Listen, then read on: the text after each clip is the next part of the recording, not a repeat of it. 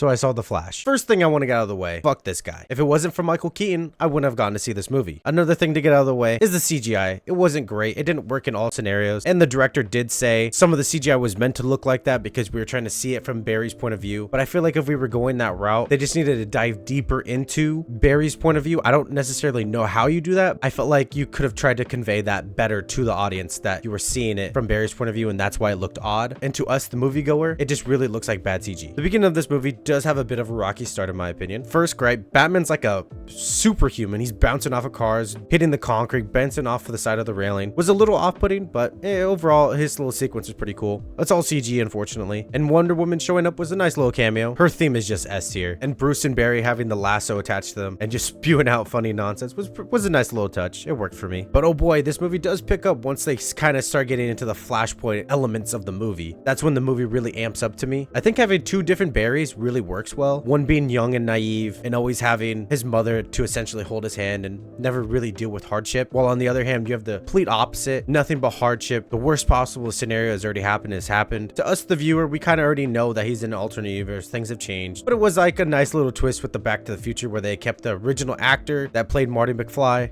That was cool. But oh boy, once we get to Batman, when Michael Keaton's on the screen, perfection. His whole explanation of the multiverse with the spaghetti is so funny, but it conveys to the viewer in a very simple way what the multiverse is and how it works, which honestly you could say is better than what Marvel has even done in the past. The only other movie I could say that does an equally good job explaining the multiverse was Into the Spideyverse with their canon events. Look at me just trying to find a way to talk about Spideyverse. Also with young Barry, he can get a little annoying, but I feel like when it comes to Batman, you really get to see his experience of like kind of being a fan of Batman, which is kind of nice. You kind of got to resonate with him in that way. But other than that, there were some parts where he was a bit annoying. And Batman's scene when he was going into the bunker was S tier. Man has not lost a step. I mean, later on he goes hand to hand with a Kryptonian. He's him. But on to Superwoman, great casting. I would love to find a way for her to come back. I think she actually did very well with the material she was given. And real quick, I know General Zod wasn't the main villain, but man, is he menacing. I think he works so well. I know there is no Reverse Flash, but Barry's younger self being Dark Flash,